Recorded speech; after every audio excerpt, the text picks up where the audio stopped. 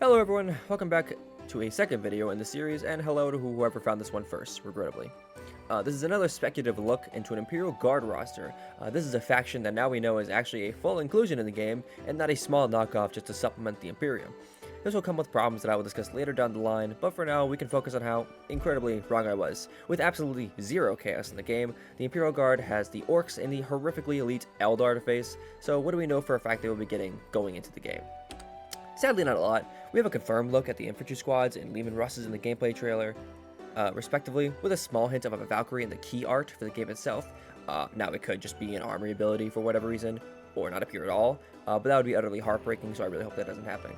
Taking this into account, what sort of options will we be looking for legendary lords? We know that Chapter Master Calgar will be a leader option in Warhammer 40k Total War, so we can still assume a familiar formula with legendary lords, and neglecting a possible create your own guardsman lore, two characters from lore I think would fit this best is Ursula Creed and Ironhand Strago.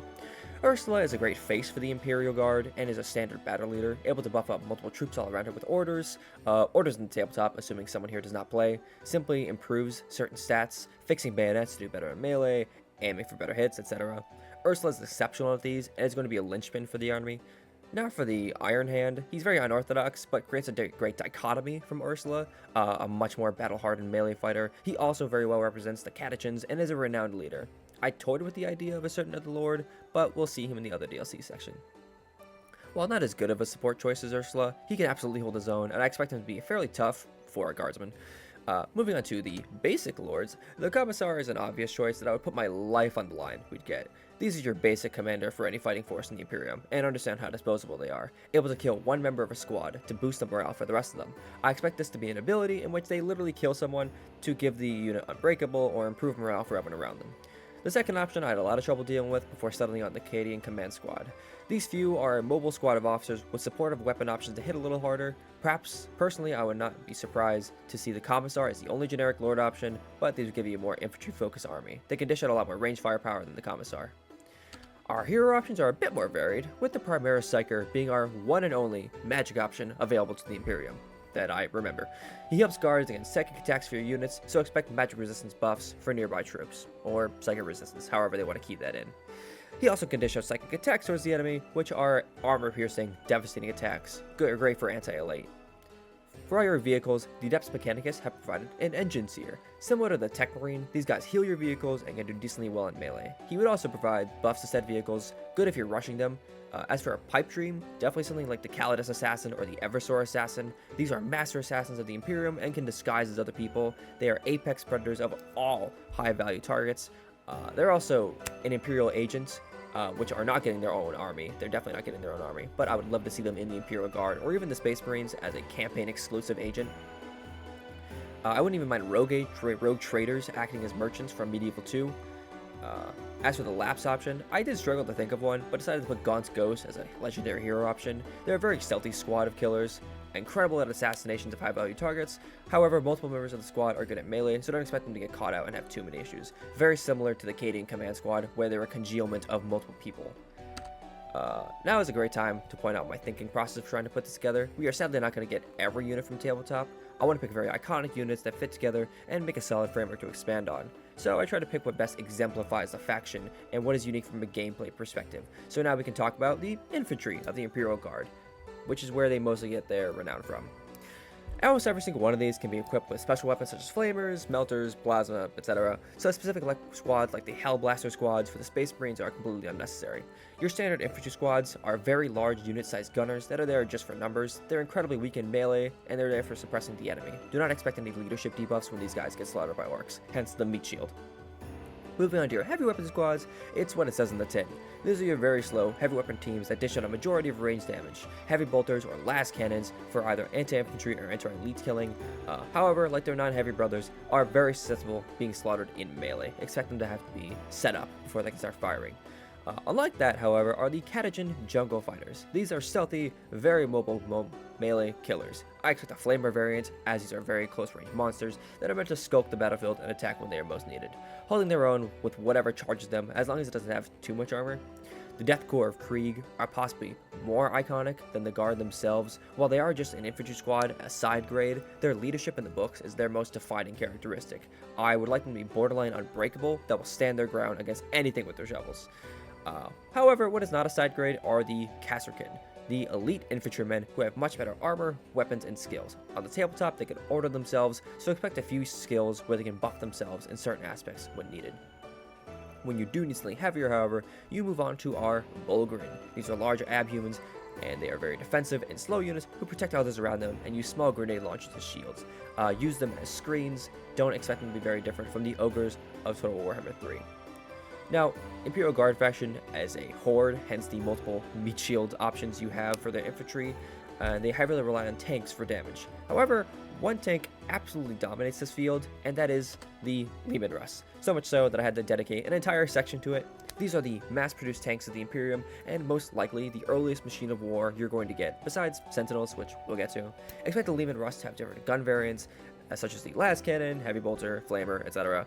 There are a lot of different models of Leman Russ, so I tried to pick out the ones that are most fundamentally different and have the best niches. On launch, we are not going to have all of them, so these are the most likely, in my tiny abhuman brain opinion. These different models will probably not have the customization available to the base Leman Russ, but you have their specific niches like the Eradicator.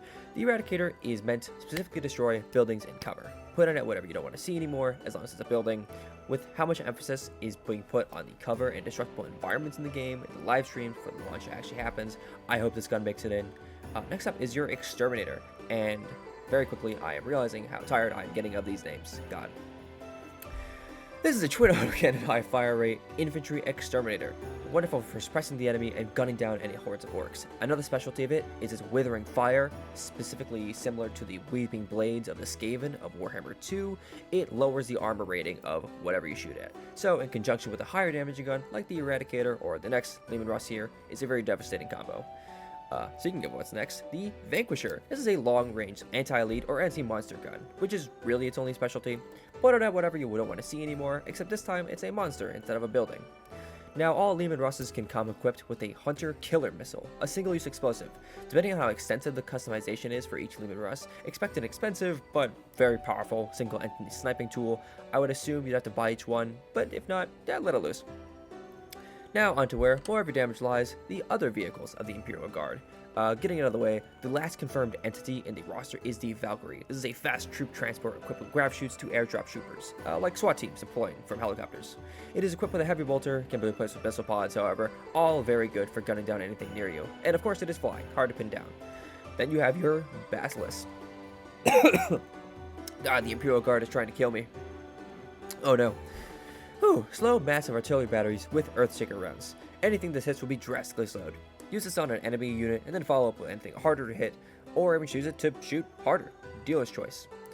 To hit down enemy Valkyries, or anything flying, you have your Hydras. These are anti-air specialists equipped with flak rounds. Knowing that air units are going to be a bigger thing than it is in Warhammer Fantasy, or any Total War title really, having an anti-air specialist is going to be very important. For the absolute last tank on our list, we have the Hellhound, a flamethrower tank. Closer range, very well armored, and can burn anything down near it. In tabletop, it flushes out enemies from cover so they're easier to hit, so expect anything you burn to go running. Finally, I picked the Sentinels. These are your light walkers, coming in an armored and an unarmored variant. Armored variants are more frontliners and are still quite fast while dishing out heavy damage with plasma to pierce armor. The unarmored will be faster, cheaper, and probably the first one you get. Think closely to Elvish archers from Total Warhammer Fantasy. Nothing different about them, just one has armor and one does not. Now I get to talk about everything I did not include. The Astra Militarum have a really large range of models. There are a lot of Leman Russ variants that I did not think would fit in, as well as other vehicles and infantry I did not talk about. I also have this problem with there's a ton of characters that don't really work as centerpiece lords, other than of course Lord Solar here on the left. He is a great centerpiece lord for a DLC. With him you have your elite Tempestus Scions and their dedicated transport, giving us a new unique lord option, a new way to play with more elite infantry, and they just look fantastic. They're my favorite units. Now one that I really struggled with, as they do not have an amazing character other than Lord Solar for it, is Sergeant Harker, here on the right. He's a commander of the Catechins. He works sort of as a side grade to Draco. With him, he brings all the infantry and some specialists that I did not think would fit in this. Sly Marbo is a legendary hero, Deadog as well, since he fits the Bulgrins and can be a different playstyle, the Death Striker as a centerpiece model, and the Attilan Riders. I wouldn't really be disappointed if, similar to Medieval 2, or sorry, Rome 2, they had a culture pack which just gave units, because they don't really fit into one niche, but whatever. That sums up the Astra Militarum. With the game hopefully getting more information soon, I can make less speculative rosters and more actual rosters, which would be nice. This hopefully serves as an idea of what to expect with a full roster, and I find this very fun. Next up is the Orcs, which will not take almost a month to make. Stick around for more rosters and better content concerning the final product. Until next time, cheers.